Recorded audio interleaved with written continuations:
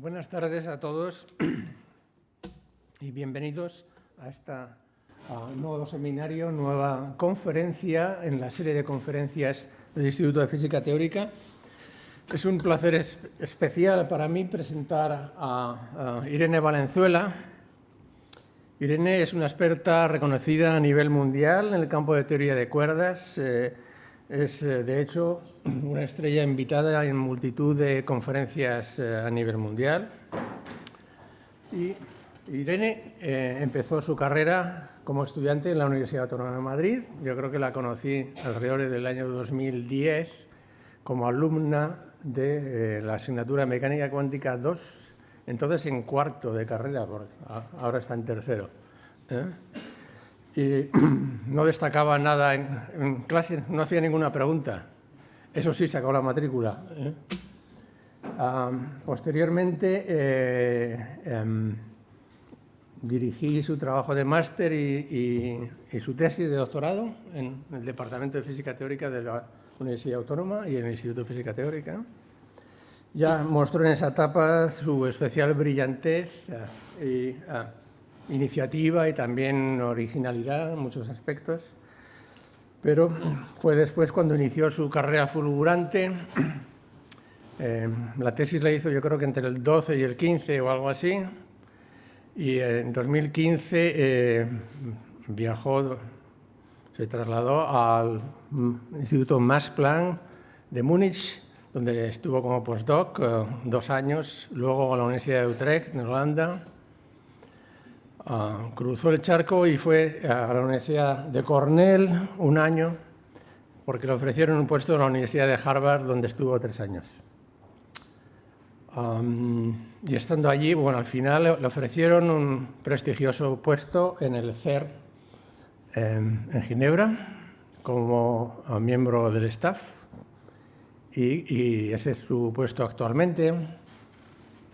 Aunque, bueno, siempre ha mostrado su interés en volver a España y va a volver, bueno, ha vuelto al Departamento y al Instituto de Física Teórica este año, lo cual es una suerte para nosotros. Después de 9 años de excursión por el mundo, durante este tiempo ha hecho importantes contribuciones a la teoría de cuerdas, como he dicho. En particular, hay un área reciente que se le llama en inglés swampland, y la traducción en castellano probablemente sea la ciénaga, a la que ella ha hecho, bueno, es una líder mundial en ese tema, y siempre que hay que hacer un resumen en alguna conferencia, pues la invitan a ella para discutirlo. Ha recibido y sigue recibiendo todos los años premios y distinciones. Empezó con el Premio de Física de la Real Sociedad de Física Fundación BBVA en el 2021.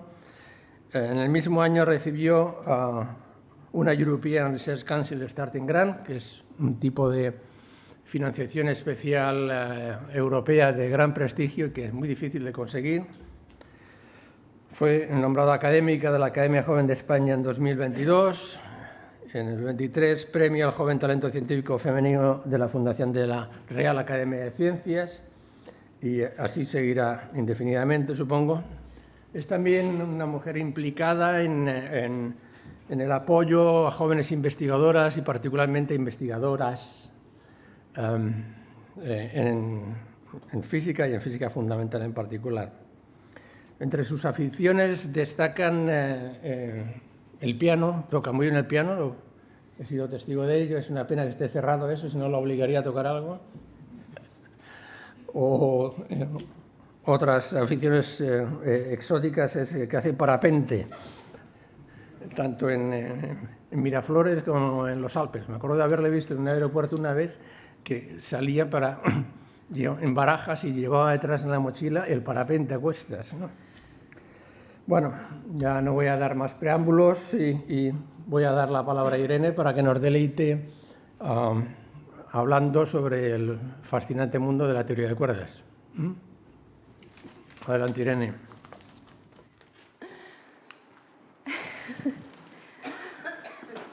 Bueno, muchas gracias, muchísimas gracias, Luis. Me encanta la introducción. Creo que sabes demasiadas cosas de mi vida. Quizá. Bueno, y gracias a todos, gracias a la Residencia de Estudiantes, al IFT, por organizar este ciclo de conferencias. Está súper guay, yo me acuerdo cuando era estudiante que venía a verlas, entonces me alegro poder ahora dar de vuelta y transmitir un poco esa emoción, ¿no?, por la física.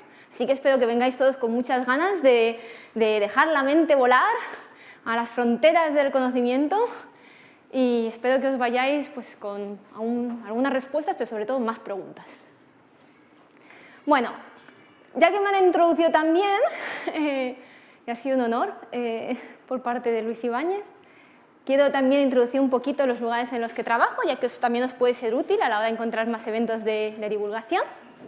Entonces, como ha dicho Luis, ahora estoy un poco a medias entre el IFT, aquí en el Instituto de Física Teórica, en la Universidad Autónoma de Madrid y el CSIC, que es el centro donde he nacido, digamos, donde nació la tesis. Podéis encontrar un montón de, aparte de toda la investigación, formación que se realiza y tal, el IFT también dedica un montón a divulgación, como es un ejemplo de estas conferencias. Entonces, os invito también a que miréis el YouTube channel y todas estas cosas para encontrar más vídeos, porque realmente están haciendo una labor increíble con esto. Y el otro lugar en el que trabajo es el CERN. Entonces, supongo que habréis oído hablar del CERN. Si no, aquí está, es un laboratorio europeo de física de partículas, el más grande que hay. Es una organización internacional, no pertenece a ningún país, hay 24 países que son miembros, España es uno de ellos. Y pues el objetivo es eso, es promover la ciencia, ¿no?, y la cooperación entre los distintos países. Entonces, este año es especial para el CERN porque estamos de celebración, ha sido el aniversario, ha sido 70 años desde que se formó. Y hay un montón de actividades también que se han estado realizando y podéis encontrarlas también por internet. Se ha abierto un nuevo centro de divulgación, así que si tenéis la oportunidad de ir a verlo, a mí me parece súper chulo. Es el Science Gateway. Está en Suiza, hay que coger el avión, es el único inconveniente.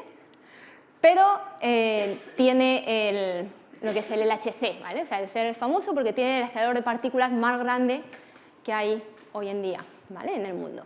Entonces, el LHC es un acelerador de partículas, o sea que hay un tubo, ¿vale?, en un túnel gigante bajo tierra. Esto es, bueno, estos son los Alpes, donde me gusta volar en parapente. Aquí está el lago de Ginebra, ¿vale?, y estos son 27 kilómetros, en los que abajo, 100 metros bajo tierra, se encuentra este túnel gigante, donde se lanzan las partículas, se lanzan protones, ¿vale?, que van casi a la velocidad de la luz, muy, muy rápido, 99,99%, y recorren el túnel, por tanto, muchas veces, ¿vale?, aunque son 27 kilómetros, imaginados, o sea, lo que debe ser, las partículas recorren 11.000 veces el túnel por segundo y colisionan a una energía enorme, ¿vale?, de 14 TeV, y esto se va a aumentar. Entonces, hay aproximadamente 600 millones de colisiones por segundo, porque luego todas estas partículas colisionan en distintos puntos donde están estos detectores, que pueden ser gigantes, en plan 20 metros o así, y tienen una precisión enorme para poder capturar todo lo que se produzca en ese momento y tratar de ver si hay nuevas partículas o nueva física, ¿no?, que no conozcamos. Entonces, es súper alucinante, a mí me parece increíble. He de confesar, yo no soy experimental, así que tampoco hay mucho más que os pueda contar de cómo funciona, bueno, el acelerador. Podéis preguntar y lo puedo intentar. A mí lo que me apasiona es pues, qué es lo que podemos aprender de ello, ¿no? Entonces, mi oficina está en un edificio un poquito más feo que estos túneles tan bonitos. Este es el departamento de teórica. Como veis, todos los departamentos de teórica se parecen entre sí. Este es el de Madrid. Pero bueno, la cosa es que tampoco necesitamos mucho, porque al final es toda una cuestión de papel y boli y una pizarra, donde tratamos pues, de entender cuáles son las ideas que puede haber de cuáles son las leyes fundamentales, ¿no?, que rigen el universo. Así que a mí lo que me gusta es, o sea, bueno, siempre se me da muy malo de cacharrear, o sea, se me da mejor escribir en pizarra. Y y tratar de entender eso, cuáles son las leyes que hay detrás. He puesto la foto de la pizarra de ayer que tomé justo antes de coger el avión porque tenía que acabar de pensar algunas cosas en el avión, así que no hay nada trucado aquí. O sea, si hay algún estudiante de doctorado aquí, seguro que reconoce alguna de las ecuaciones. Entonces, ¿qué es lo que hacemos? Bueno, pues como decía, esto es física teórica, física fundamental. Tratamos de entender pues, cuáles son las preguntas fundamentales, de qué está hecha la materia, cuál es el inicio del universo, cómo ha evolucionado. Hay unas leyes fundamentales que lo puedan describir todo, ¿no? ¿Qué hay más allá de lo que aún no sabemos? Esto está simplemente regido por la curiosidad del ser humano. En cuanto más sabemos, pues más preguntas más fundamentales y más profundas nos podemos hacer. Y pues no está motivado por aplicaciones prácticas, aunque nunca se sabe qué es lo que puede dar. En plan, los grandes cambios de la sociedad y el progreso que hay hoy en día ha sido gracias a investigación básica del pasado, que es parte de lo bonito, ¿no? Que no sabes a dónde te llega. Entonces, ya que estamos hablando del CERN, por dar así un ejemplo más reciente, no sé si alguna vez os habéis preguntado cuál es el origen de Internet. La web nació en el CERN precisamente como una manera de poder transmitir datos entre los distintos científicos rápidamente, porque se producen tantos datos en esas colisiones que era imposible, ¿no? El acumularlo todo. Y pues como todo lo que se produce en el CERN tiene que ser de dominio público, pues ahora estamos todos también, gracias a ello, disfrutando de Internet. Así que nunca sabe lo que va a pasar. Pero bueno, hoy el objetivo es tratar eso, irnos a las preguntas fundamentales. Entonces, ¿qué os voy a contar en esta charla? Bueno, va a tener dos partes. Al principio, la primera parte, vamos a ver un poco hasta dónde se ha llegado, lo que se sabe de las dos fronteras de la física, que va a ser la física de partículas y la cosmología, ¿vale?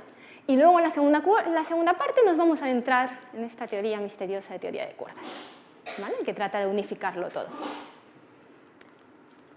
Vale, ¿listos para la primera parte? Las dos fronteras de la física, ¿vale? Entonces, en física trabajamos mucho con distintas escalas, ¿vale? Tenemos distintos modelos que se describen, pues yo qué sé, ¿sabes? Dependiendo de qué escala de distancia o de energía estamos hablando, pues hay unas leyes que lo describen. Entonces, ahora mismo, las fronteras que hablamos, de dónde está la nueva investigación, de preguntas fundamentales que no conocemos, se encuentran en lo que es infinitamente pequeño, irnos a escalas muy pequeñitas y entender cuáles son las leyes de la física a escalas muy chiquititas, o irnos a escalas gigantes, ¿vale? En escalas enormemente grandes. La física de partículas estudia la materia en las dimensiones más pequeñitas, ¿vale? Y la cosmología estudia la física, el universo, en sus dimensiones más grandes, ¿vale? Y nosotros pues estamos en el medio. Entonces, vamos a empezar con la física de partículas, ¿vale? Es irnos a distancias chiquititas. Entonces, el objetivo en física de partículas, entender de qué está hecha la materia a su nivel más fundamental, ¿vale? Una cosa que hemos aprendido con la historia de la humanidad es que, a pesar de que haya muchos materiales diferentes, muchas sustancias, ahora mismo, ¿sabes? Yo parezco muy distinta de la mesa, del vaso, del piano y tal, al final, cuando nos vamos a distancias más pequeñitas y entendemos los ingredientes de los que están hechos, necesitamos menos ingredientes para describir toda esta gran variedad de diferentes objetos que observamos, ¿vale? Esto es algo que se ha visto desde toda la historia de la física, ¿no? Si en el colegio incluso, ¿no? Estudiamos pues, que las distintas materias, tenemos moléculas que están formadas por átomos, ¿no? Entonces los átomos a su vez están hechos de protones, tienen un núcleo, tienen electrones, y esto es lo que llevó, por ejemplo, a la tabla periódica, ¿no? En el que es increíble que solo estos elementos, ¿no? Puedan componer la gran variedad de cosas que observamos. Entonces, lo que hacemos en física de partículas es seguir más allá. Me dice, vale, ahí tenemos los átomos, ¿qué pasa dentro de los átomos, ¿no? ¿Cuáles son los ingredientes de todos estos distintos átomos? Entonces, en el núcleo están los protones y los neutrones, pero dentro de los protones y neutrones también esos están hechos de algo más chiquitito, que son los quarks. Entonces, la nueva tabla periódica de este siglo, ¿vale? Es lo que se conoce como el modelo estándar de partículas elementales, ¿vale? Es la nueva tabla en la que estos son los ingredientes más pequeñitos que conocemos hoy en día que componen toda la materia, ¿vale? Entonces, estos de aquí, estos tres, estos son 2 quarks y esto es el electrón. Esto, solo con esto, diferentes combinaciones de cuántos pones de cada, es lo que te produce toda la materia que observamos ahora mismo. Simplemente 3 cositas. ¿Vale? Después, o sea, el resto no lo voy a discutir ahora porque son como copias que son más masivas, entonces no se suelen observar, pero bueno, también existen. Estos de aquí son importantes porque también las interacciones, las fuerzas, por ejemplo, la electricidad, el magnetismo, también vienen dados por partículas. Esto es algo que se descubrió con la mecánica cuántica, ¿no? La dualidad entre interacciones y ondas y partículas. Entonces, ahora mismo todo lo describimos en términos de partículas, ¿vale? Entonces, el electromagnetismo pues es estar aquí, viene dado por el fotón. Tenemos la interacción fuerte, que son gluones, interacción débil, son las distintas fuerzas que existen en la naturaleza, ¿vale? Que hemos descubierto. El electromagnetismo quizás es el más común, ¿no? Porque es la electricidad, el magnetismo es algo más bueno, que experimentamos el día a día, pero las otras también son importantes. Por ejemplo, la interacción fuerte es la que te mantiene los quarks juntos en el núcleo, ¿vale? Entonces es lo que al final te da la vida, en cierto sentido, ¿vale? Te permite formar los átomos. Entonces estas son las partículas y luego también vemos esta que es el Higgs, el bosón de Higgs. No sé si lo habéis oído alguna vez en la prensa, ¿no? Esta es la última partícula que se ha descubierto, que se descubrió en el CERN, en el LHC, en el 2012, y ha dado lugar al Nobel de Física, ¿no? Es la última partícula descubierta, que hasta yo me acuerdo, ¿no? Obviamente, cuando se descubrió. Y es curioso, es una partícula diferente a otras, es la responsable de dar masa a las partículas. Y también tiene muchos puzzles asociados. Ahora mismo mucha investigación está relacionada también a entender mejor la física de esta partícula, el por qué tiene la masa que tiene, por qué tiene esas propiedades. Hay muchas preguntas abiertas ahí, ¿vale? Entonces, esta es nuestra tabla periódica. Sin embargo, aquí, lo he puesto aquí en rojo, hay una cosa que falta, ¿vale? O sea, ahora mismo esto describe toda la materia e interacciones que conocemos, salvo una cosa. Y esa cosa es la gravedad, ¿vale? La gravedad es otra fuerza que existe, la experimentamos todos los días, pero no está aquí, ¿vale? No está en esta tabla. ¿Por qué no está en esta tabla? Porque no es tan fácil, no se puede hacer un modelo como este a nivel cuántico, simplemente incluyendo la gravedad como una partícula más y ya está, ¿vale? Entonces, pues eso, ¿qué pasa con la gravedad? Esa es la gran pieza del rompecabezas que nos faltaría en esta tabla. Y también otra razón por la que no se incluye, o bueno, podemos tener un modelo en el CERN, por ejemplo, todos los cálculos en el LHC de las colisiones y tal se hacen sin tener en cuenta la gravedad, es porque en realidad a estas escalas tan pequeñitas, ¿vale? O sea, estamos hablando, son distancias súper pequeñitas, ¿no? Donde están todas estas partículas, la gravedad es despreciable porque la gravedad es muchísimo más débil, ¿vale?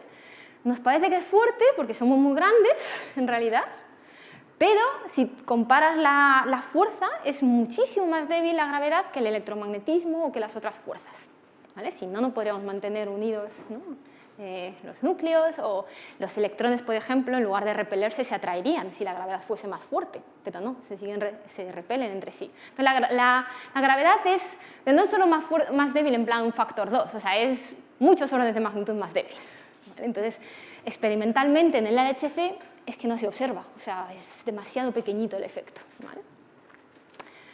Bueno, entonces, ¿qué pasa? Bueno, como les decía, la gravedad, o sea, ese nivel de escalas pequeñitas es despreciable, pero tiene un efecto muy grande cuando consideramos distancias grandes y objetos muy masivos, ¿vale? La gravedad lo que tiene es que es acumulativa, es decir, es proporcional a la masa del objeto, ¿no? Cuanto más pesado, más siente la gravedad, ¿no? Entonces, cuando nos vamos a distancias enormes, en la que tenemos cuerpos gigantes, como los planetas, el Sol y tal, la fuerza que importa pasa a ser la gravedad, y las otras, al revés, pasan a ser más despreciables, ¿vale? Entonces, si volvemos al diagrama que os había puesto al principio, ¿no? De lo más pequeñito y lo más grande, para entender la gravedad, lo que conocemos hoy en día la gravedad, aquí, tenemos que irnos a la otra esquina, a la esquina opuesta, en la que todo es gigante. Entonces vamos allá, vamos a la cosmología, ¿vale? Entonces, ¿qué es lo que se trata de hacer en cosmología? Bueno, en cosmología lo que tratas de entender es eso, cuál es la composición a gran escala del universo, cuál ha sido su evolución desde sus orígenes y todo eso. Y qué es lo que va a pasar, ¿no? ¿A dónde va? Entonces, igual que tenemos un modelo estándar de física de partículas, también hay un modelo estándar de cosmología. ¿Vale? Este es un modelo estándar en el que hoy en día pues, describe la evolución del universo desde el Big Bang, siguiendo las leyes de relatividad general, ¿vale? Donde ahí lo que importa es la gravedad. Sin embargo, esto es una teoría clásica, ¿vale? Aquí no hay nada de cuántica, aquí no es una partícula ni nada de eso, simplemente, de hecho, lo que mostró Einstein es que se mezcla, ¿no? Con las deformaciones del espacio-tiempo. Entonces es como otro paradigma distinto, ¿vale? Como otra manera de hacer física. Entonces eso es la evolución. La cosmología también trata de entender eso, cuál es la composición a gran escala, cuánto hay de cada tipo de materia, ¿no? A nivel en el universo. Y aquí en realidad ha habido grandes sorpresas, porque lo que os he contado antes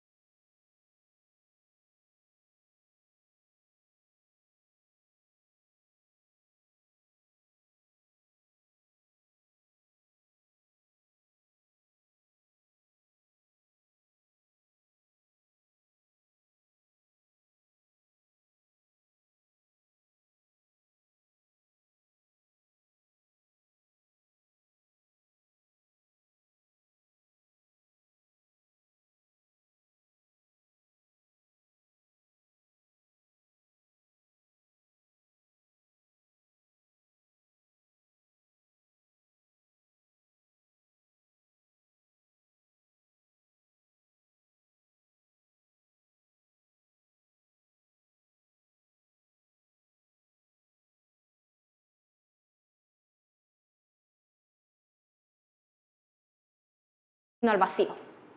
¿Vale? En realidad lo que más importa es el vacío y es una composición importante porque además este vacío lo que pasa es que no está quieto, sino que el universo se expande. ¿Vale? Uno de los grandes descubrimientos de este siglo ha sido que el universo, o sea, no solo es que se esté expandiendo, sino que se expande cada vez más rápido.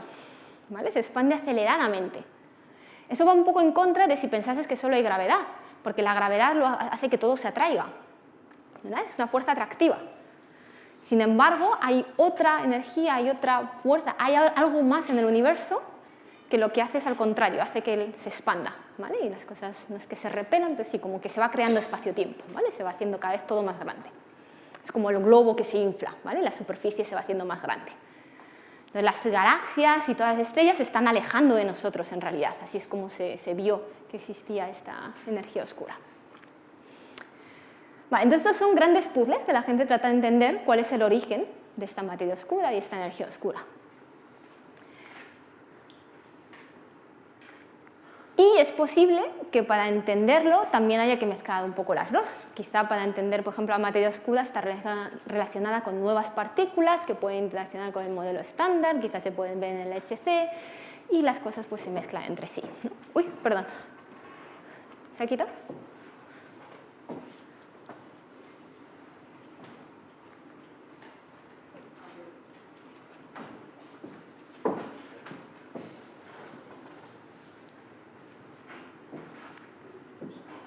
Bueno, está bien, está perfecto porque ahora justo es cuando voy a querer pasar a la segunda parte, ¿vale? Estas son las dos fronteras. Entonces, os estoy diciendo todo el rato pues eso, que hay estas dos fronteras de física. Los modelos, el modelo estándar de partículas elementales y el modelo estándar de cosmología se han construido gracias a dos revoluciones que hubo el siglo pasado, que fueron la cuántica y la relatividad general, ¿vale? La cuántica es la que es importante para las partículas elementales, la relatividad general es importante en la cosmología. Entonces, bueno, os podéis imaginar dónde voy ahora, ¿no? ¿Qué es lo que hace falta? Juntarlo, ¿no? El gran reto ahora es unificar, ¿no?, esta gravedad con la cuántica y tener un modelo que pueda escribir las dos cosas a la vez, ¿vale? No solo una o la otra. Entonces, ¿en qué momento es importante? Porque os decía, bueno, es que en la física de partículas ahí la gravedad es despreciable porque es muy débil, mientras que cuando te estoy a distancias muy grandes, pues solo importa la gravedad. Entonces, experimentalmente, digamos, ¿cuándo importa la gravedad y la cuántica junta? ¿Vale? Va a importar cuando tenga sistemas que son muy masivos, ¿no?, porque entonces la gravedad es muy importante, o sea, que la masa sea muy grande, pero aún así sean muy pequeñitos, ¿vale? Porque entonces es cuando las leyes de la cuántica empiezan a importar, ¿vale?, en lugar de la clásica. Entonces, necesito algo, distancias pequeñitas, pero que aún así tengan mucha masa. ¿Cuáles son ejemplos de eso?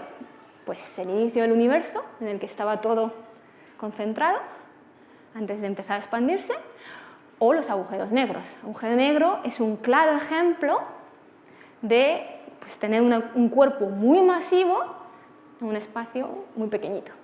¿Vale? Entonces, ahí los efectos de gravedad a nivel cuántico son importantes. Y para poder describir lo que pasa dentro de un agujero negro o para poder entender qué es lo que ocurrió al inicio del universo, necesitas tener una teoría de gravedad cuántica. Necesitas una teoría que unifica la gravedad y la cuántica. ¿Tenemos esa teoría? Bueno, hay un candidato que es teoría de cuerdas.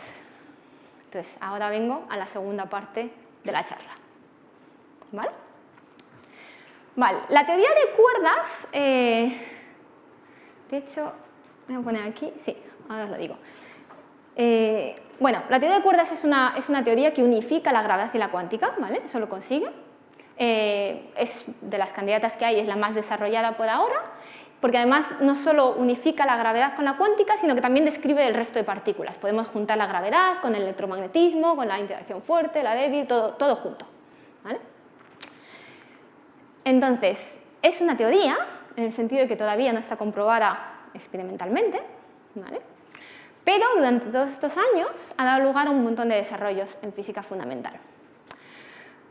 Aquí tengo ejemplos, ¿sabes? Son distintas áreas en las que aún así la teoría de cuerdas ha sido importante. ¿Por qué? Porque hay veces, algo bonito que ha tenido la teoría de cuerdas es que ha empezado a responder preguntas que no eran las preguntas para las que estaba diseñada en realidad, ¿vale? Hay veces que,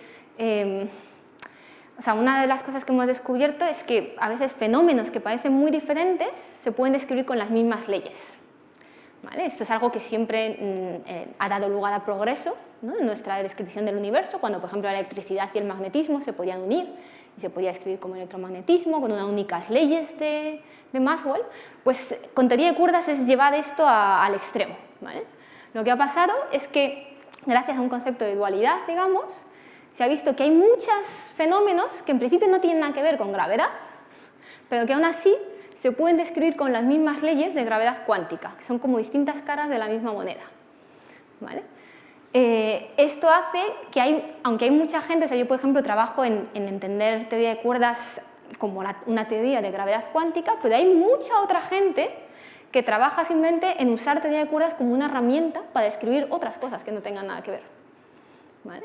Simplemente que es útil usarla para describir, por ejemplo, pues eso, cuando tienes un sistema en las que las partículas están muy fuertemente acopladas y no lo puedes usar las técnicas usuales, pues resulta que eso mismo se puede describir por teoría de cuerdas también, ¿vale? Entonces, teoría de cuerdas, o sea, como digo, es una comunidad muy grande, o sea, hay gente que trabaja en ello de maneras muy diversas, ¿vale?, ya sea usándola como gravedad cuántica o usándola como herramienta y tal. Es una comunidad que va aumentando.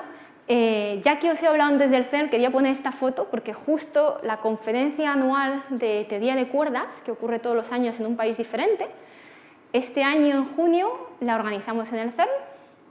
Entonces aquí tienes la foto de la conferencia y aquí estoy yo, pero lo que os quería mostrar, este es veneciano.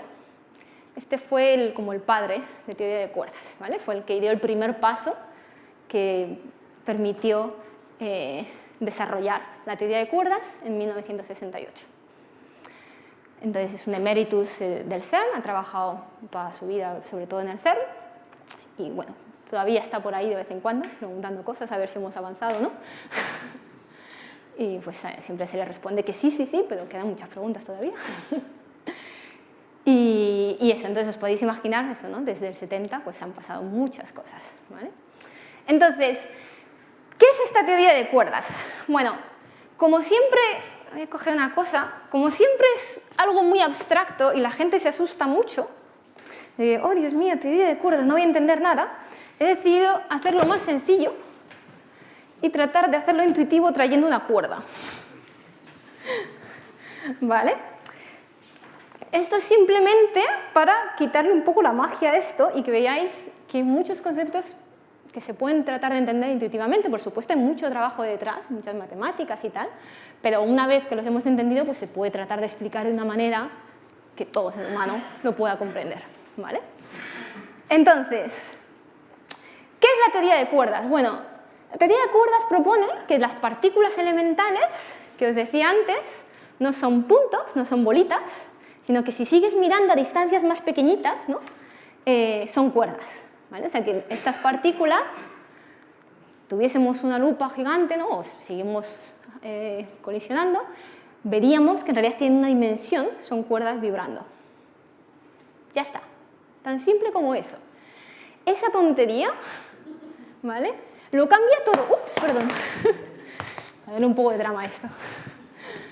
¿Vale? O sea, no os podéis imaginar lo que cambia esto. O sea, simplemente todos los problemas que os decía, de que no se puede juntar la gravedad, la cuántica, es muy difícil simplemente meter la gravedad como una partícula junto a las otras, ya está. Una cuerda, de repente son todas, lo puedes tratar todo igual. ¿Por qué? Bueno, pues, ¿qué pasa? Que cuando tienes cuerdas, hay algo que puede pasar, y es que estas cuerdas pueden ser abiertas o pueden ser cerradas, ¿no? Así de simple. ¿Qué ocurre? La gravedad va a estar relacionada con la cuerda cerrada y el resto de partículas con la cuerda abierta. Con lo cual se comportan de manera diferente a nuestras escalas. Pero están hechos de lo mismo, simplemente una cuerda. ¿Vale? Entonces, el tamaño típico de las cuerdas es lo que se llama la escala de la cuerda. ¿Vale? Es como si fuese la longitud. ¿Vale?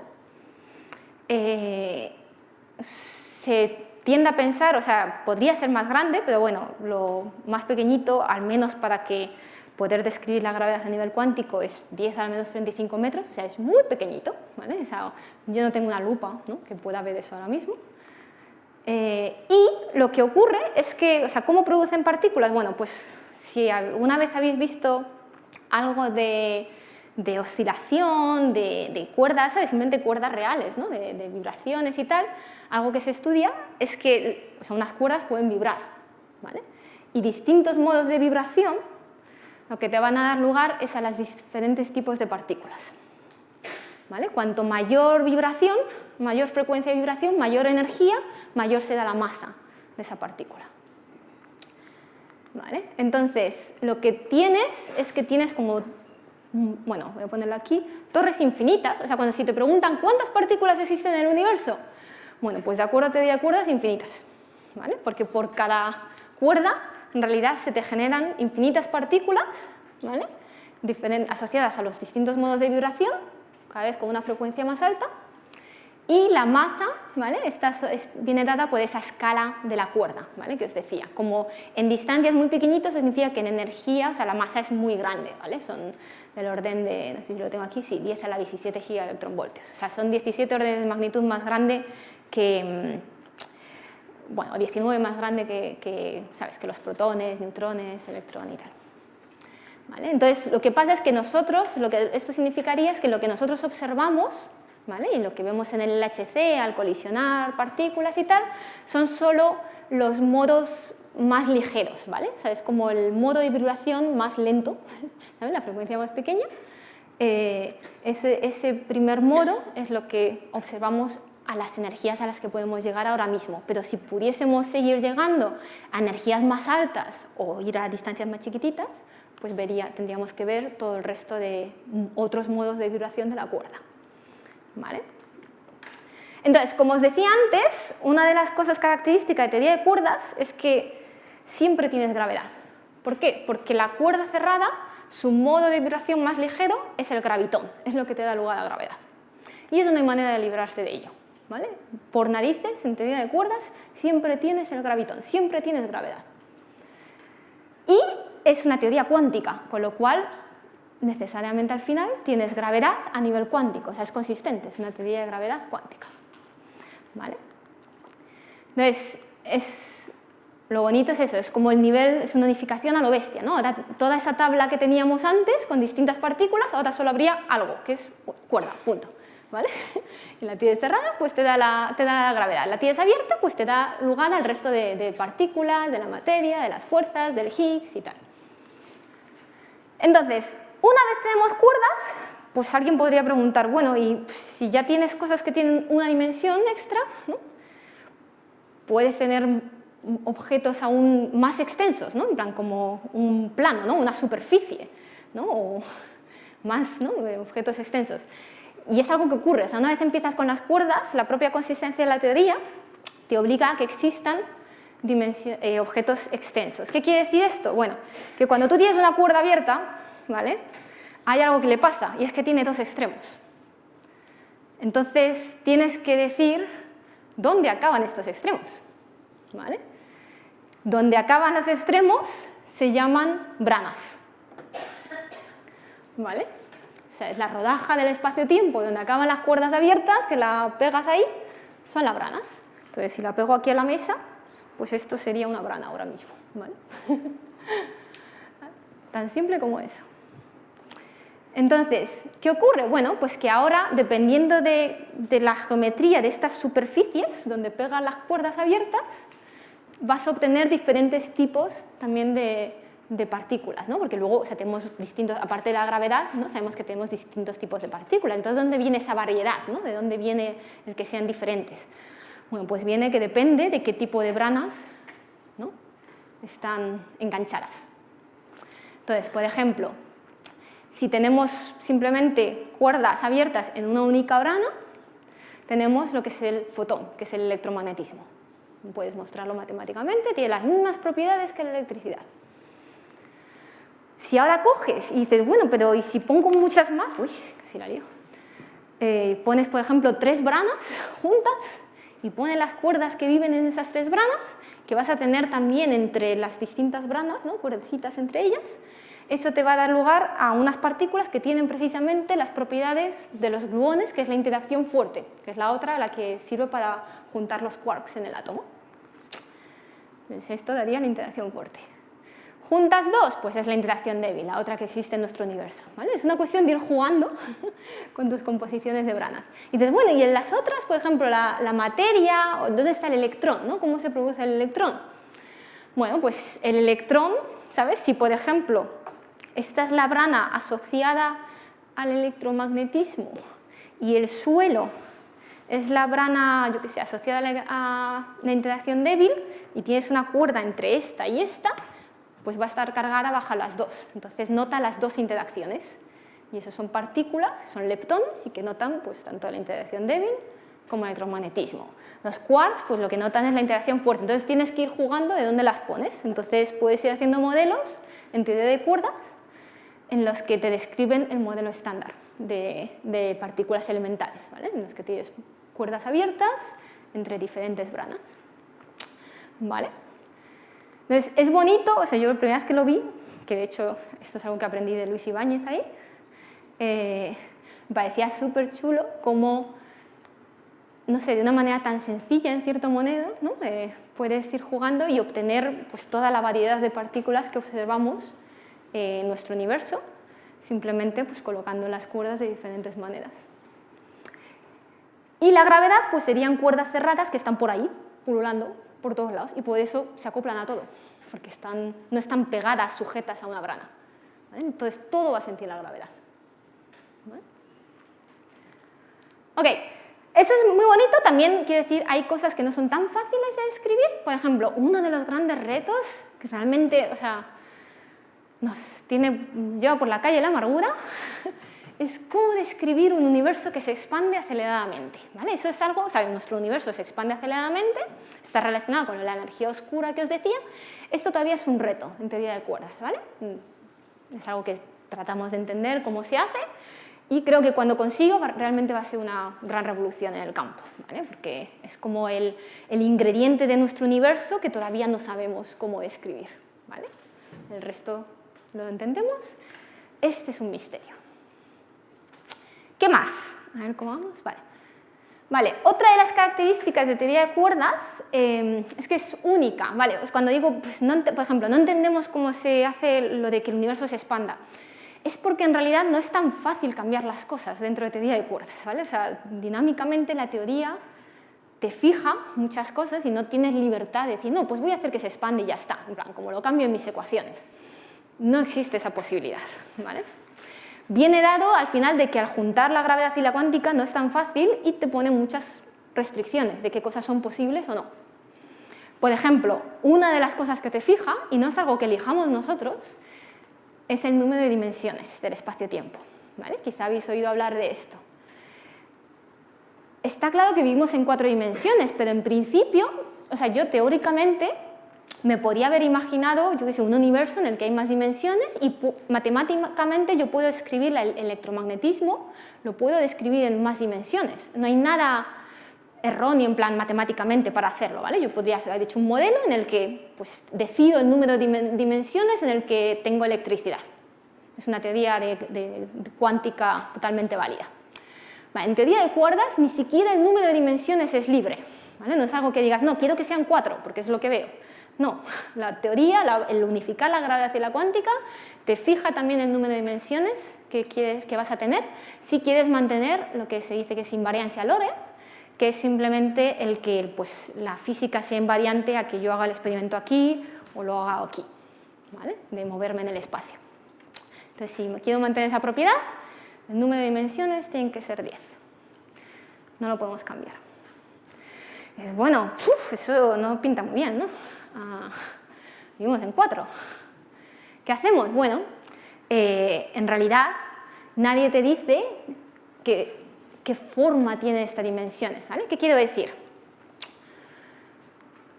Cuando tú tienes, o sea, normalmente estamos acostumbrados a tener dimensiones que no son compactas, o sea, que en principio parece que puedes moverte infinitamente en una dirección o en la otra, ¿vale? Yo puedo avanzar en esta dirección o puedo avanzar hacia allá o hacia allá infinitamente, ¿vale? Y son dimensiones grandes, ¿no? No hay una restricción de su tamaño. Pero no tendría por qué haber sido así. Puede que haya dimensiones, ¿vale? Del espacio, ¿no? Tal que sean, lo que se dice, son compactas, ¿vale? Entonces, por ejemplo, este es como el típico ejemplo de un cilindro, ¿vale? En el que esta superficie, la superficie del cilindro, tiene 2 dimensiones, ¿no? Porque tiene la longitud, pero también tiene, ¿no? como el circulito, ¿no? Su anchura, ¿no? Entonces son 2 dimensiones, pero una de ellas puede ser infinitamente larga, pero la otra es la anchura del cilindro, tiene un tamaño fijo, ¿vale? Entonces, ¿qué pasa? Pues que depende del tamaño de esas dimensiones, quizá las ves o no. O sea, el típico ejemplo del cilindro, ¿no? Es que si eres una hormiga muy chiquitita y estás en la superficie de este tubo, de este cilindro, pues puedes moverte hacia adelante y hacia atrás o puedes dar vueltas al cilindro. Entonces ves que son 2 dimensiones en las que te puedes mover, ¿no? 1 y 2.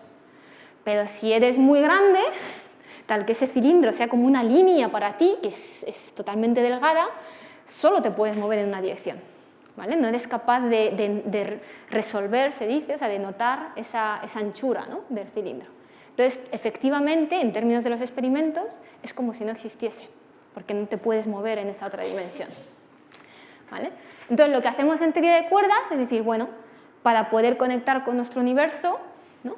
Tienes que hacer un modelo dentro de teoría de cuerdas en el que haya 4 dimensiones que son grandes, que son las que conocemos, que son las 3 del espacio y el tiempo, y las otras 6 tienen que ser muy chiquititas, porque no las hemos detectado, ¿vale? Y hay una cota experimental en cómo de pequeñas tienen que ser puramente por los experimentos, porque no se han detectado.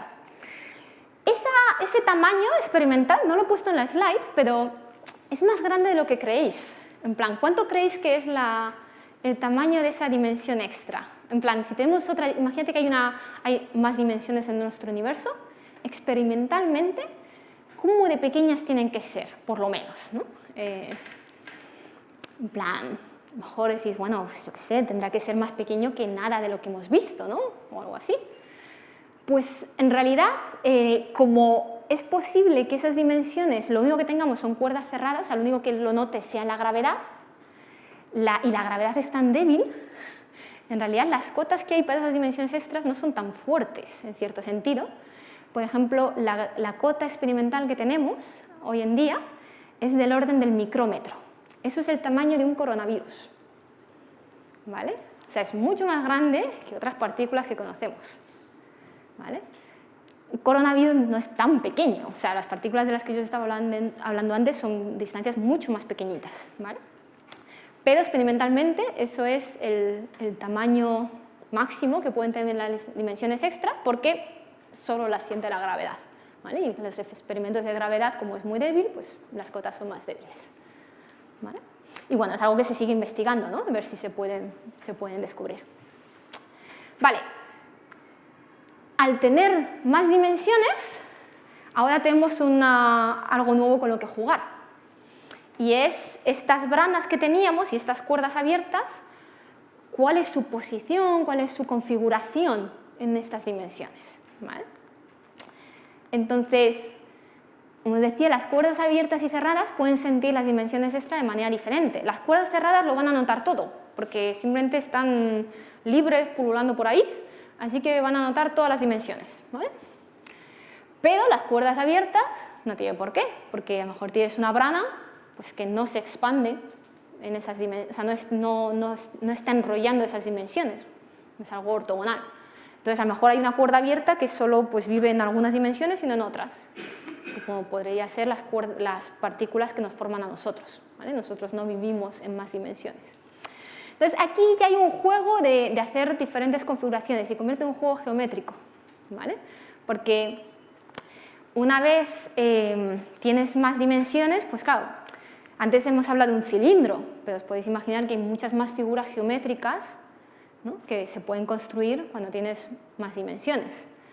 Entonces, lo que ocurre es que hay muchas propiedades de la física que en teoría de cuerdas se geometrizan. Es decir, dependiendo de todas estas configuraciones geométricas, de las branas, las cuerdas y tal, pues te da lugar a diferentes valores de las masas, de las cargas y tal, y lo puedes traducir a una propiedad geométrica del espacio. ¿Vale? Entonces tenemos como un diccionario entre la física y la geometría y la topología de esas dimensiones extra. ¿Vale? Por ejemplo, yo qué sé, si tienes una cuerda que tiene energía cinética, o sea, que se está moviendo en otras dimensiones, eso se traduce en una masa en las dimensiones grandes, ¿vale? Entonces, el concepto de masa no es más que energía cinética en otra dimensión, y cosas así.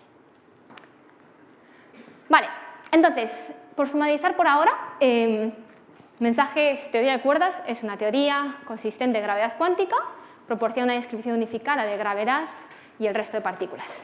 Ideas muy bonito, suena muy chulo y seguro que os lo paséis pipa haciendo todas las configuraciones geométricas de cuerdas y branas y tal, y es cierto, o sea, es divertido. Pero podemos detectarlo, podemos mostrar, ¿no?, qué es la teoría que realmente describe gravedad cuántica en nuestro universo, ¿no? Esta es la típica, la pregunta del millón en teoría de cuerdas, ¿no? ¿Cómo sacar predicciones de teoría de cuerdas? Vale. Lo que voy a hacer el resto del tiempo, me quedan como 10 minutos o algo así, quizá. Bueno, lo que sea. Vale, perfecto. Lo que voy a hacer el resto es contaros los dos problemas y retos desde mi punto de vista, por qué es difícil y por qué no se ha hecho hasta ahora, ¿vale? Y también, para acabar con algo como más positivo, os voy a contar pues eso, una posible solución a estos problemas que viene de mano de lo que llamamos el Swan Plan Program, que es lo que os dijo Luis, que es a lo que me dedico. ¿Vale? Entonces, ¿por qué es difícil testarlo experimentalmente, ¿no? ¿Por qué no aparecen en el LHC, en el CERN, ¿no? O cosas así? Bueno, primera razón, como hemos dicho, estas cuerdas se espera que sean muy pequeñitas, o equivalentemente la energía que tienes que meter para poder detectarlas es enorme, ¿vale? Eso significa, o sea, que no es que sea imposible a priori, o sea, si fuésemos capaces de diseñar un collider, ¿no? Un acelerador de partículas que llega a esas energías gigantescas, o tener una lupa, ¿no? Que viésemos esas dimensiones tan pequeñitas, de 10 a la menos 34 metros, pues tendríamos que ver que hay cuerdas, ¿vale? No es que no se pueda, pero tecnológicamente no es posible hoy en día, ¿vale? No tenemos ese nivel de precisión, ¿vale? Se escapa completamente de los experimentos actuales. Esto, ¿vale? He puesto aquí como una nota, está relacionado, o sea, el que esta escala sea tan chiquitita está relacionado a que la gravedad es muy débil, ¿vale? O sea, está correlacionado a esa escala.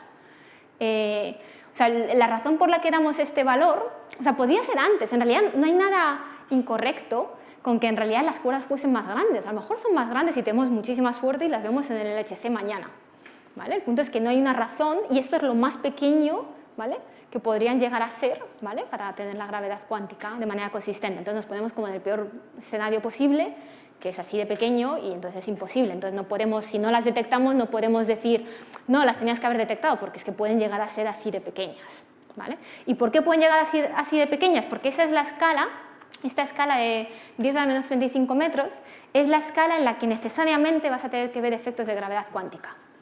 Entonces, antes de llegar a esa escala en la que tienes gravedad cuántica, pues tienes que meter las cuerdas para hacerlo consistente, ¿vale? Entonces, esto es un problema, o sea, esta dificultad de observar estos efectos de teorías de gravedad cuántica es un problema de cuerdas, pero también de cualquier otra teoría de gravedad cuántica, porque la gravedad es así de débil. Entonces, en general, en principio no hay una razón, ¿vale?, por la que lo tengas que observar antes que eso, que es muy chiquitito. Pero bueno, también puede ser que tengas suerte y resulta que luego son más grandes, no se sabe. La segunda razón es lo que os he contado de las dimensiones extra, ¿vale? Como tenemos que compactificar alguna de las dimensiones, compactificar es esto, ¿no?, de que las hacemos pequeñitas, ahí, o sea, perdemos un poco esa unicidad de la teoría, ¿no? Es como que al principio parecía que no había elección de cosas, pero ahora, al poder tener diferentes formas para esas otras dimensiones, hay distintas elecciones que puedes tomar, ¿vale? Entonces, lo que eso significa es que tú puedes hacer muchos modelos diferentes dentro de teoría de cuerdas según la elección que hagas de esas dimensiones extra, ¿vale? Esto se dice que son distintos universos. Esto es algo que también a la gente le suele confundir, es como muy abstracto y tal, entonces déjame hacer una analogía, o sea, bueno, primero déjame introducir esta palabra, o sea, normalmente lo que usamos en landscape, o sea, la palabra landscape, que es paisaje en español, decimos que es el conjunto de todos estos posibles modelos que se pueden construir dentro de teoría de cuerdas, ¿vale?, según pues, la elección de estas dimensiones extra. Y cada uno pues, da lugar a un posible universo. Entonces, ¿cuál es la analogía? Pues, por ejemplo, si piensas en teoría de la relatividad general, ¿vale?, es una teoría única, tiene una ley muy concreta de cómo funciona, ¿no?, de cómo se curva el espacio-tiempo según la masa que pones y tal, pero hay muchas posibles soluciones a esa teoría. O sea, puede haber muchos tipos diferentes de sistemas solares, ¿no?, con diferentes planetas que pues, tengan distintos volúmenes, estén a distintas distancias, y todos ellos satisfacen las leyes de la teoría de relatividad general, ¿vale? Simplemente son como diferentes posibles soluciones de la misma teoría. Entonces, teoría de cuerdas no es un modelo, es una teoría en sí, también son unas leyes de la física.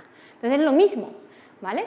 Entonces, de la misma manera que puedes tener muchos planetas diferentes que siguen la relatividad general de Einstein, puedes tener muchos universos diferentes, ¿vale?, porque la teoría de cuerdas lo estamos describiendo todo junto, entonces puedes tener como muchos diferentes universos que cumplen las leyes de la teoría de cuerdas. Y es una cuestión de encontrar entonces cuál es el que corresponde al nuestro, ¿vale? O sea, tú en principio dentro de teoría de cuerdas puedes coger diferentes configuraciones de las branas y las cuerdas, tal que a lo mejor no tenga electromagnetismo y tenga otro tipo de interacción, o tenga más partículas cargadas, no solo el electrón, ¿sabes? Hay diferentes soluciones que puedes hacer y todas ellas siguen las leyes de teoría de cuerdas y son consistentes, ¿vale? Entonces, toda esa variedad de posibilidades es lo que llamamos el landscape, el paisaje de cuerdas. Y ahí está el problema. Claro, cuando son poquitas, pues a lo mejor puedes estudiarlas todas y ver cuál es la que corresponde a nuestro universo. O si tienes prueba experimental de todo, pues, por ejemplo, pues yo qué sé, nuestro sistema solar, pues sabemos lo que es, pues ya está, describes esa solución y punto. Pero no conocemos todo, ¿no?, de nuestro universo. Entonces, el problema es que, claro, cómo encontrar la solución concreta, o sea, el modelo concreto dentro de teoría de cuerdas que describa nuestro universo y no otro. Y eso, como hay muchas posibilidades, se convierte un poco en buscar una aguja en un pájaro. ¿Vale? Ese es uno de los problemas por los cuales cuesta dar predicciones, porque para poder dar una predicción necesitas encontrar el modelo concreto, porque si no puedes cambiar cosas, ¿no?, para decir tiene que ser así. Entonces, la visión tradicional, digamos, o a lo mejor habéis escuchado alguna vez, es que es difícil dar predicciones de teoría de cuerdas por las dos razones. Uno, pues porque los efectos de gravedad cuántica son despreciables, a no ser que estés a energías muy altas o distancias muy pequeñas. Pero aunque no lo fuesen y encontrases una manera de sacar predicciones indirectas, como hay tantas opciones, pues ¿cuál escoges, no? De ahí el problema. Vale, pues lo que yo quiero decir de esto, es lo que a mí me emociona, es tratar de argumentar que esto es falso, ¿vale? Y que sí es posible dar ciertas, a lo mejor no todo, pero ciertas predicciones de teoría de cuerdas. ¿Por qué? Pues me habíais convencido de que era así, ahora me lo vas a cambiar. Bueno, esto viene de mano de esta nueva manera de tratar de dar predicciones, que es lo que se conoce como el Swampland Program, ¿vale? Entonces, ¿en qué consiste esto?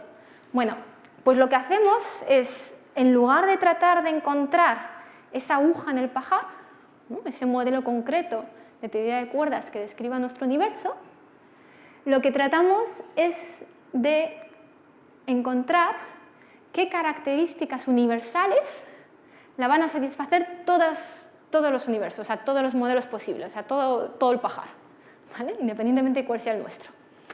Es como tratar de buscar eso, propiedades universales que se cumplan todo el rato. O al contrario, encontrar propiedades o alguna característica que no se pueda dar, ¿vale?, algo que no pueda ocurrir en ninguno de los modelos, aunque no sepas cuál es el nuestro, pero dices, si no puede ocurrir en ninguno, pues tampoco en el nuestro. Y entonces eso es una predicción, ¿vale? Es un cambio de cómo enfocar las cosas. Entonces, esto es lo que se llama el Swampland, porque, bueno, como os decía antes, el conjunto de posibles soluciones es el paisaje, es el landscape. Entonces, lo que decimos es, vale, pues las que cumplen las reglas de gravedad cuántica, o sea, que pueden aparecer dentro de teoría de cuerdas, es el landscape, y las que no, en plan, las cosas que no pueden ocurrir, lo llamamos la ciénaga, el Swampland, porque es el feo. ¿Vale? Aunque a mí también me parece bonito, pero bueno. ¿Vale? Entonces, por eso es el Swampland Program, como es en contraposición a lo que da el landscape, el paisaje. Entonces, simplemente he dado un ejemplo para acabar. Un ejemplo de estas propiedades, o sea, por supuesto, es difícil porque realmente tienes que asegurarte de que son propiedades universales, o sea, ya no es solo que lo satisfaga algún modelo, o sea, tienes que mostrar que realmente es algo que tengas que tener ahí o que no lo tengas que tener, ¿no? Algo como propiedades universales de toda teoría de cuerdas. Entonces, es ambicioso, pero si lo conseguimos realmente son predicciones. Entonces, un ejemplo es lo que se conoce como la Weak Gravity Conjecture, es la conjetura de la gravedad débil. Hemos estado diciendo todo el rato que la gravedad es muy débil, que es mucho más débil que el resto de las fuerzas, ¿vale? ¿Por qué? Porque sí, en plan, a lo mejor podría haber hecho algún modelo dentro de teoría de cuerdas o consistente con gravedad cuántica en la que la gravedad es más fuerte. Es algo que te puedes preguntar. En plan, tú puedes coger teoría de cuerdas y decir, voy a tratar de construir otro universo diferente en el que la gravedad sea la fuerza más fuerte de todas. ¿Vale? Su acoplo sea el más fuerte. Bueno, pues no se puede, ¿vale? Creemos que esto no es posible. Creemos que el hecho de que la gravedad sea más débil no es casualidad, realmente es necesario por consistencia de la gravedad con la cuántica, ¿vale? Es algo que se tiene que cumplir en todos los modelos. Entonces, trabajamos en tratar de mostrar esto dentro de teoría de cuerdas, ¿vale? En tratar de mostrar que todos los modelos que puedas construir satisfacen esta propiedad. Y además, pues tratamos de entender por qué, ¿no? Pensando, por ejemplo, en agujeros negros o cosas así, qué es lo que iría mal, ¿no? Si la gravedad no fuese la más débil, ¿no? ¿Qué problemas hay? Y así tratamos de argumentar que es una propiedad universal, ¿no? Que se va a satisfacer en todos los modelos. Entonces, este tipo de propiedades te pueden dar proyecciones indirectas, ¿vale? Porque, por ejemplo, lo que significa es que si yo tengo, por ejemplo, un electrón, ¿no? Una partícula, como la gravedad tiene que ser más débil, ¿no? que la fuerza eléctrica, pues por ejemplo, dos electrones se repelen, ¿no? Es lo que pasa en nuestro universo, a pesar de que la gravedad tendería a juntarlos, ¿vale? Entonces la gravedad siempre pierde. Eso significa que por cada fuerza que exista, aparte de diferente de la gravedad, tiene que haber unas partículas que se repelan, ¿vale? En la que la gravedad pierde. Efectivamente, el electrón lo cumple, pero si ahora, por ejemplo, descubrimos que hay una nueva fuerza, imagínate que, pues, yo qué sé, la materia oscura está asociada a una nueva interacción, que descubrimos algo nuevo en el LHC, pues podemos decir, bueno, si hay una nueva interacción, necesitamos, por gravedad cuántica, encontrar también unas partículas que tengan esta propiedad de que su masa es menor que la carga, para que la gravedad pierda respecto a la fuerza eléctrica, ¿vale? Entonces, cuanto menor sea la carga, menor tiene que ser la masa, ¿vale? Entonces, más ligera y más la tienes que detectar, ¿vale? Entonces, estás dando una predicción indirecta de algo que a lo mejor puedes detectar ahora, ¿vale? Porque son partículas ligeras y vienen dadas por consistencia de gravedad cuántica. Esa es un poco la idea. Vale, pues ese es un poco el mensaje. Es emocionante, al menos en mi opinión, que teoría de cuerdas puede llegar a tener implicaciones para nuestro universo de maneras indirectas, ¿no? Por consistencia de gravedad cuántica, que estamos ahora empezando a descubrir. Y pues quizá, ¿no? Uno de mis sueños, ¿no? Es pues eso, que nos pueda ayudar a resolver alguno de los puzzles abiertos que tenemos ahora en física de partículas y cosmología, ya sea relacionado con la masa de las partículas, qué nuevas partículas pueden existir, qué nuevas interacciones, dar predicciones, por qué se expande el universo, tratar de entenderlo también desde este punto de vista, cuál es el origen de la energía oscura, etc. Vale.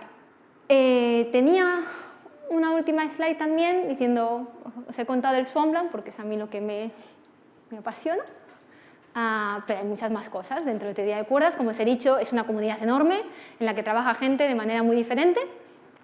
Entonces, en todos estos años, como os podéis imaginar, han pasado un montón de cosas, diferentes avances en información cuántica, en matemáticas, holografía, que está esto relacionado con estas dualidades que os decía, agujeros negros.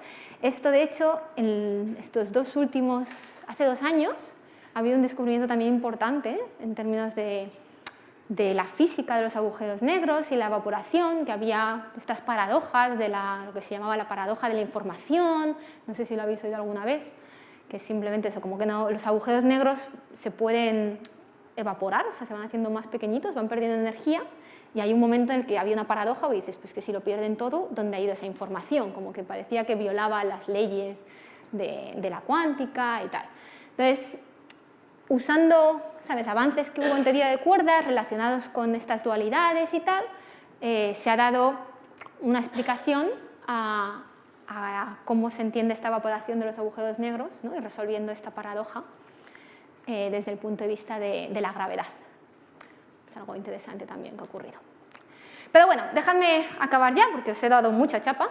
Entonces, esto es lo que se ha hecho hasta ahora, muchas cosas que por supuesto no se han cubierto. Os podéis preguntar qué más para el futuro. Hay muchos puzzles por resolver en física de partículas, en cosmología, en gravedad cuántica.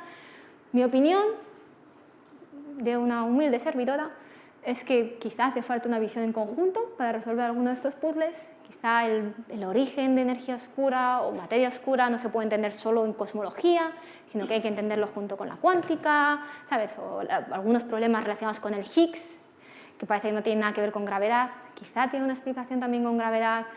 Las cosas se pueden mezclar y quizá en el siglo pasado hemos tenido las cosas muy separadas y ahora es el momento de juntarlas. O quizá no tiene nada que ver, quizá es algo que no nos imaginemos en absoluto. Y eso es una cosa de las cosas bonitas de la ciencia, que empiezas y no tienes ni idea y nadie puede predecir a dónde te puede llevar. Así que quizá es todo completamente diferente a como me lo imagino, que sería aún más emocionante. Y nada, os animo que si os gusta esto, pues sigáis leyendo sobre el tema y alimentando esa curiosidad, ¿no?, por lo desconocido, que es lo que nos hace ser científicos. Gracias.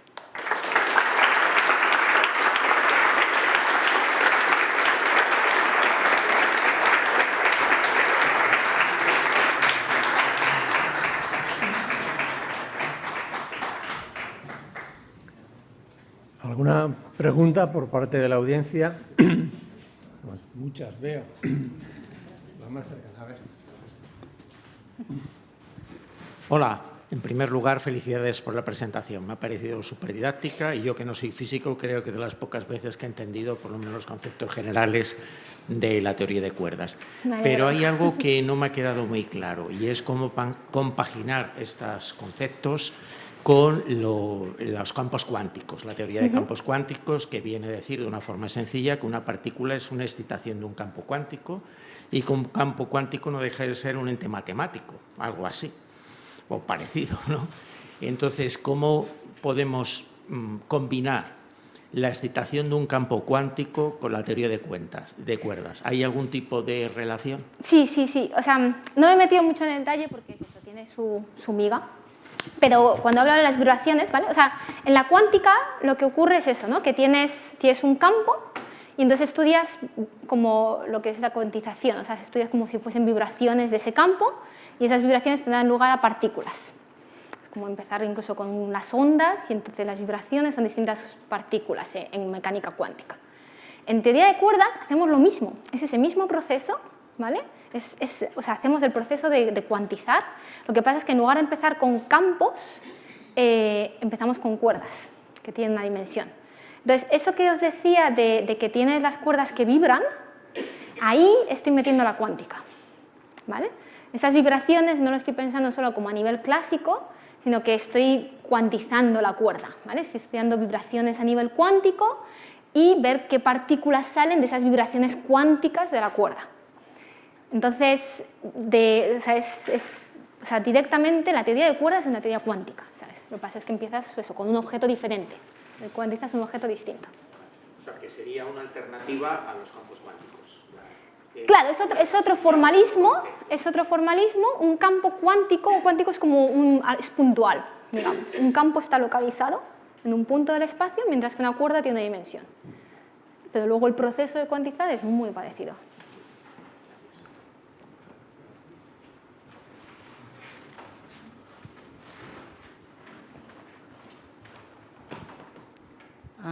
Bueno, disculpa, es una pregunta rara.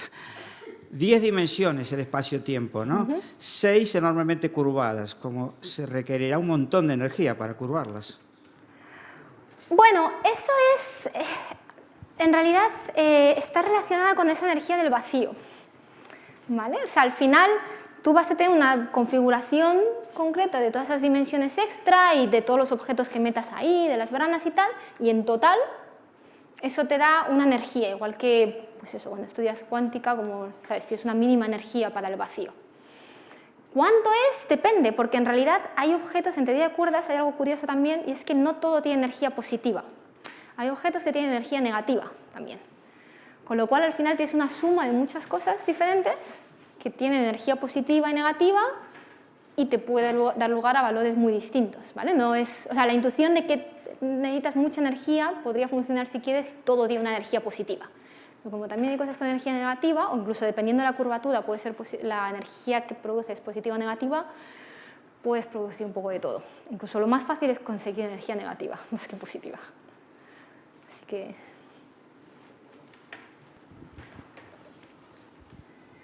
Muchas gracias por la presentación, ha sido muy interesante. Has mencionado al final, más o menos al final de la charla, bueno, alguna relación entre teoría de cuerdas y entender la masa de las partículas y demás. Yo tenía una pregunta y es, las cuerdas, imagino que son objetos cuánticos, entonces esos niveles de vibración que tienen, imagino que también estarán cuantizados, es decir, serán discretos y por lo tanto la masa de las partículas que dan también son discretas. Entonces quería saber si hay alguna línea de investigación para explicar el problema de la jerarquía con teoría de cuerdas. Sí, o sea, bueno, lo que has dicho es totalmente correcto, lo de la discretación y todo, por eso tienes como distintos niveles y partícula de distintos valores. Ahora, ¿dónde empiezas? Puede cambiar, ¿vale? Hay maneras también de que ese ¿sabes? El primer valor puede tomar valores muy distintos y a partir de ahí ya está cuantizado, ¿vale? Entonces, no todos tienen la primera masa igual, ¿vale? Ahí es donde aparece el continuo, si quieres, ¿vale? En ese primer estado. Entonces, por una parte ahí tienes mucha variabilidad. Ahora, puedes preguntar, bueno, ¿cómo afronto el hecho de que haya una masa más pequeña de lo que yo me esperaría? Que es el problema de las jerarquías del Higgs. El Higgs, uno de los puzzles abiertos que tiene es que su masa, que se ha visto experimentalmente, es más pequeño de lo que uno se esperaría si no hay más partículas del mismo orden, ¿vale? Si el Higgs está solo y no hay nada durante mucho tiempo, si no descubrimos nada más en el LHC, en realidad es súper emocionante porque es un puzzle, ¿vale? Es algo que no entendemos bien, porque entonces como que la masa es mucho más pequeña porque está muy separada del resto, ¿vale? Hay intentos, de hecho yo empecé la tesis con alguno tratando de encontrar, dar un poco explicaciones al problema de las jerarquías. Con el programa del Swampland hay algunas maneras indirectas de tratar de dar también explicaciones de por qué, por ejemplo, la escala de la masa del Higgs se relaciona con la energía oscura, con la constante cosmológica, con lo cual el que una sea pequeña te obliga a que la otra también sea pequeña, y cosas así. Hay propuestas. Yo diría que hay como una solución clara por ahora, pero por supuesto es una de las preguntas más interesantes que al menos yo también intento resolver.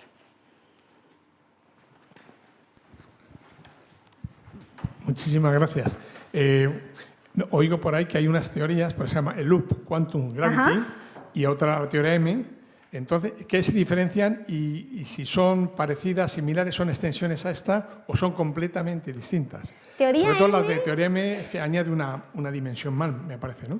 Sí, teoría M es dentro de esto, es dentro de teoría de cuerdas, ¿vale? O sea, no he hablado de ello por no complicar la historia, pero la gracia es que se puede ver que esta teoría de cuerdas en 10 dimensiones en realidad está relacionada con lo que se llama teoría M en una dimensión más, en la que los objetos fundamentales ya no son cuerdas, ¿vale?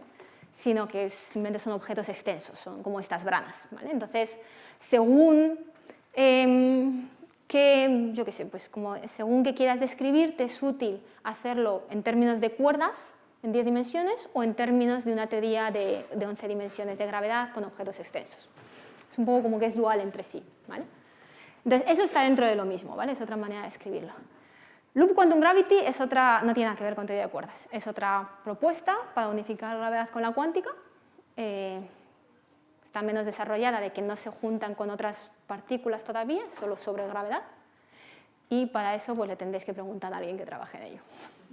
¿Está más avanzado a la una que respecto a la otra? Teoría de cuerdas está más avanzada. Simplemente, o sea, no es una cuestión de mejor o peor tampoco, ¿sabes? Está más desarrollado, en principio, o sea, por ejemplo, te permite unificar toda la materia que vemos, no solo la gravedad, ¿no? En plan, no es solo una cuestión de hablar gravedad y cuántica, sino todas las partículas, electromagnetismo, o sea, te da una visión unificada. No hay ninguna otra teoría cuántica, o sea, de gravedad que te permita eso por ahora. Y te permite mucho más nivel cuantitativo, o sea, realmente de calcular cosas, dar números, ¿sabes? De tratar de conectar, ¿no? De dar predicciones y tal. Entonces, por eso hay mucha más gente trabajando en teoría de cuerdas ahora mismo.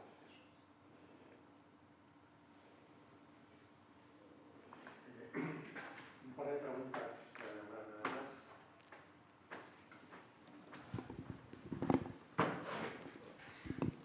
más. Muchas gracias primero. ¿Y qué papel podría jugar la inteligencia artificial en esto de la teoría de cuerdas, en concreto en encontrar el paisaje dentro de la ciénaga? Pues hay gente que de hecho está tratando de usar técnicas de machine learning y de inteligencia artificial para eso, entender este paisaje, ¿no? O sea, cuando tienes muchas soluciones, pues como para moverte por ahí y entender qué cosas posibles o no, pues hay gente que está intentando usar esas técnicas. Está empezando, ¿sabes? Tampoco hay como muchísimos resultados, pero hay algunas cosas para las que pueden ser útiles. Por ejemplo, hay algo para lo que ha sido ya útil y es o sea, describir todas estas dimensiones extras, su geometría y tal, no es fácil porque hay veces que este espacio puede ser muy complejo, que matemáticamente ni siquiera se conoce cómo hacer, ¿vale? Ya no es una cuestión de física, es de pura matemática. Entonces, ahí, por ejemplo, han usado técnicas de Machine Learning para describir numéricamente ese espacio, aunque no haya una versión analítica, ¿no?, de la geometría, pero pues eso, describirlo con Machine Learning. Y para eso, por ejemplo, ha sido ya útil. Y eso es importante porque nos da más información sobre cómo es ese paisaje, ¿no?, cómo son las posibles soluciones, qué tipo de materia se va a obtener y todo eso.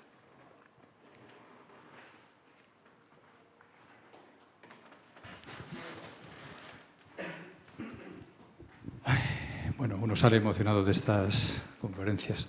Estoy haciendo una especie como de grafismo en mi cabeza, ¿no?, de estas cuerdas, y se me ha ocurrido, pues a lo mejor un poco descabellado, ¿existirían unas cuerdas primordiales que a modo de una madeja estuviesen en el inicio de este teórico Big Bang, que de alguna forma se hubiesen expandido, o son una consecuencia de ese elemento energético inicial? Y de alguna forma esas cuerdas se extenderían con el universo y estuviesen entrelazadas en toda la mecánica del universo. Sí, o sea, para entender el inicio del universo, como decía, como al final es tener, pues eso, un montón de materia muy pequeñita, muy concentrada, necesitas una teoría de gravedad cuántica, ¿vale?, como teoría de cuerdas. Entonces es un sistema en el que puedes tratar de entender qué pasa. La evolución que tienes, ¿no?, y qué es lo que pasa con las cuerdas y tal, son distintos modelos que puedes hacer, ¿vale? O sea, normalmente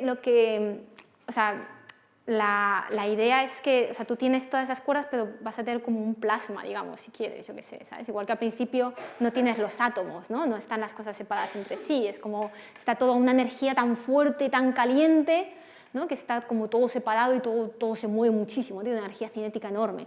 Y a medida que se va expandiendo, pues las cosas se van enfriando y entonces se van juntando, ¿no?, se van formando los átomos y tal. Entonces es un poco lo mismo eso, ¿no?, con las cuerdas, ¿no? Esas mismas, si se van juntando o no, pues se puede describir en términos de las interacciones de las cuerdas. Y pues es una rama en sí misma, ¿no?, entender cómo evoluciona el universo, sobre todo al principio. Una ultimísima pregunta. Que me han dicho que no me extienda más de 10 minutos. Bueno, muchas gracias. Bueno, me preguntaba si podrías profundizar un poco en cómo la teoría de cuerdas explica la paradoja de la información que dijiste al final de la charla. Vale.